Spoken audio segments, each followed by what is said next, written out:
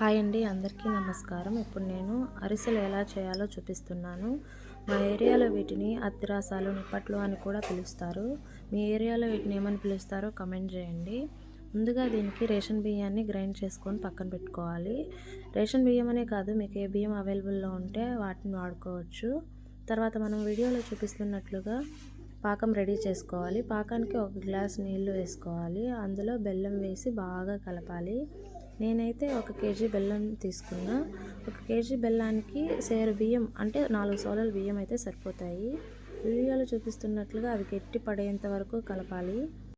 అలా కొంచెం వాటర్ కొంచెం చిక్కబడ్డాక దాన్ని ఒక ప్లేట్లోకి వాటర్ తీసుకొని దాంట్లోకి యాడ్ చేసుకోవాలి. అలా ముద్దగా వస్తే పాకం రెడీ అయినట్లు. చూడండి, వీడియోలో చూపిస్తున్నట్లుగా ముద్దగా రావాలి. అలా వచ్చినట్లయితే పాకం రెడీ అయిపోయినట్లు. పాకం రెడీ అవ్వగానే అందులో కొబ్బరి పొడి, అలాగే యాలకల పొడి కూడా వేసుకోవచ్చు. యాలకల పొడి ఇష్టం ఉంటే వేసుకోవచ్చు, లేకపోతే స్కిప్ చేయొచ్చు. ఫ్లేవర్ కోసం యాడ్ చేసుకుంటాం అంతే. ఇప్పుడు మనం ముందుగా గ్రైండ్ చేసుకుని పక్కన పెట్టుకున్న బియ్యం పొడిని అందులో కొంచెం కొంచెంగా యాడ్ చేసుకుంటూ బాగా కలుపుకోవాలి. అది కలపాలంటే కంపల్సరీ ఇద్దరైతే ఉండాలి. ఒకరు పట్టుకొని ఒకరు బాగా కలపాలి.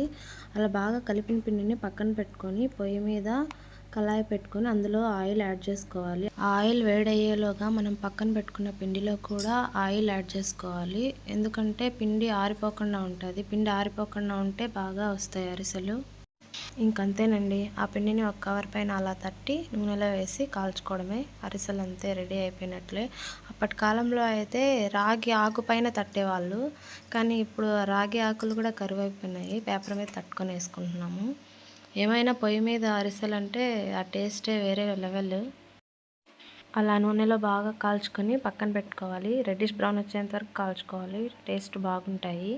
ఇంకంతేనండి, అరిసెలు రెడీ అయిపోయినట్లే. ఈ పండగకి మా ఇంట్లో అయితే అరిసెలు రెడీ అయిపోయినాయి. మీ ఇంట్లో కూడా అరిసెలు చేసుకున్నారో లేదో కమెంట్ చేయండి.